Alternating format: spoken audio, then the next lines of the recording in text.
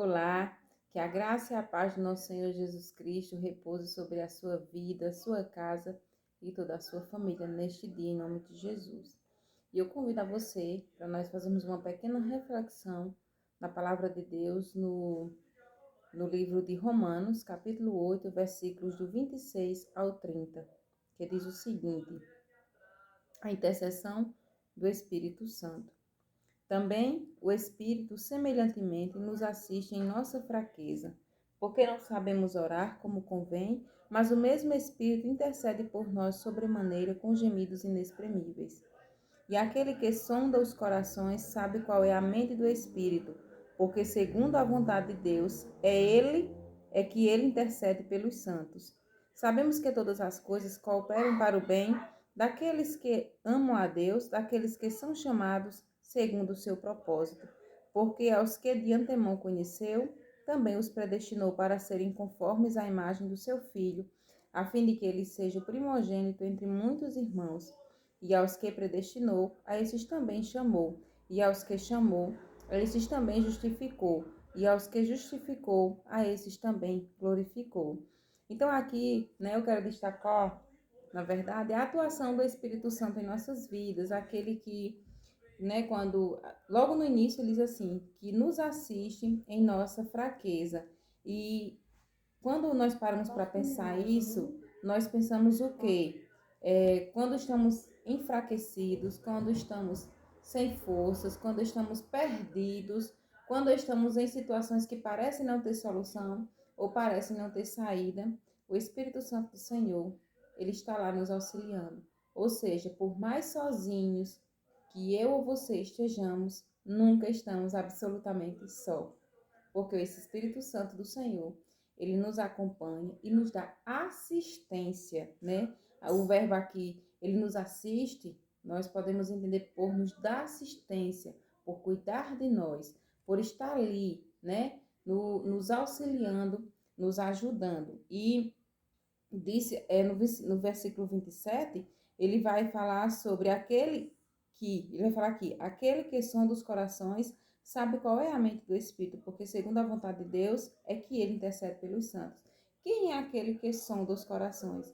Lá no Salmo 139, ele vai falar sobre a onipotência, a onipresença do Senhor, nosso Deus, né? Que por mais profundo que seja o abismo, se eu estiver lá, o Senhor vai estar comigo. Então, se mais alto eu subir, o Senhor também vai estar lá. O Senhor nos entreteceu no ventre da nossa mãe, ou seja, o Senhor viu a nossa substância ainda informe, como está lá descrito no Salmo 139. Então, cada célula do meu corpo, o Senhor foi tecendo, foi construindo, ou seja, aquele que é poderoso para ver, um embrião ainda sem forma alguma, um feto sem forma alguma, imagine saber o que tem no nosso coração, Então, esse Deus é quem está cuidando de nós, e é pela vontade dele que o próprio Espírito Santo intercede pelos santos, que somos nós, aqueles que são separados, que são santificados mediante o sacrifício de Cristo na cruz do Calvário. Aí ele vai dizer no 28 que todas as coisas cooperam para o bem daqueles que amam a Deus e que são chamados segundo o seu propósito. Vejam só, aqueles que amam a Deus, e devemos amar a Deus sobre todas as coisas, e são chamados segundo o seu propósito, o propósito do Senhor. Qual o propósito de Deus para a sua vida? Você já descobriu qual o propósito de Deus para a sua vida? Para que você nasceu? Por que você está de passagem aqui nesse mundo?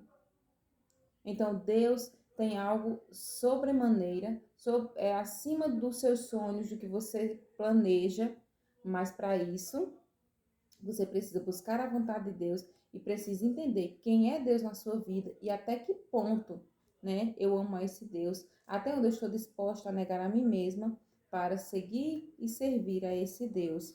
Então todas as coisas cooperam para o bem daqueles que amam a Deus, daqueles que são chamados segundo o propósito do Senhor. Em que lugar você quer estar? Dentro ou fora do propósito do Senhor? E no versículo 29, ele diz, porque aos que antes conheceu, também nos predestinou para sermos conforme a imagem de quem? De Jesus. Então, nós somos chamados a querer ser semelhantes a Cristo, no sentido da busca da santificação, no sentido de confiar, de buscar e acreditar e aceitar a salvação do Senhor, que o sacrifício de Cristo na cruz do Calvário foi uma vez e foi perfeito por mim e por você. Então nós somos chamados a buscar a estatura de Cristo. Não é fácil, porque somos pecadores, somos falhos. E enquanto estivermos nessa terra, não seremos iguais, mas temos que buscar o máximo que puder, que as nossas atitudes sejam semelhantes às atitudes de Cristo. Amar, perdoar, né? Negar a nós mesmos, porque o próprio Jesus negou a si mesmo para morrer numa cruz do Calvário, pelo meu pecado, pelo seu pecado. E ele não precisava disso, mas ele escolheu me amar e lhe amar. E ele diz, né, para que, como ele sendo primogênito entre muitos irmãos, né, que coisa linda, né, se Jesus, o Filho de Deus, o primogênito de Deus, o unigênito de Deus, né, para que em seguida nós sejamos também irmãos. E aos que escolheu, né, predestinou, esses também chamou, e aos que chamou, esses justificou, e aos que justificou, esses também glorificou. Veja só, diante de todas as circunstâncias, nós somos injustiçados, somos ameaçados, sofremos, apanhamos, mas no fim de tudo, né, somos justificados mediante o sacrifício de Cristo e somos glorificados por Cristo e para Cristo. Em corpos, não esse, né, corpos humanos, mas em corpos celestiais, porque nós, né, nosso espírito, que é um corpo celeste, ele voltará para Deus e lá nós viveremos na glória do Senhor. Mas para isso eu preciso tomar uma decisão de aceitar o sacrifício de Cristo em terra, em vida, né? Enquanto eu estiver vivo, eu preciso aceitar Jesus como meu Senhor, meu Jesus como meu Salvador e buscar ser igual a Cristo, mesmo sabendo que eu peco, que as minhas falhas são grandes, que no dia a dia há uma luta constante da minha carne contra o meu espírito, né? O próprio Paulo diz, né, que essa luta entre o espírito e a carne, ela não para, porque o bem que eu quero fazer não faço, mas o mal que não quero esse faço. Enfim, mas nós precisamos tomar uma decisão ao lado de Jesus hoje e não devemos deixar para amanhã, porque o amanhã pertence unicamente a Deus. Eu não sei o que irá acontecer comigo daqui a 1 ou 2 segundos, mas eu sei que sou chamada para cumprir o propósito do Senhor e eu quero estar no centro da vontade de Deus, negando a mim mesma todos os dias, buscando ser igual a Cristo.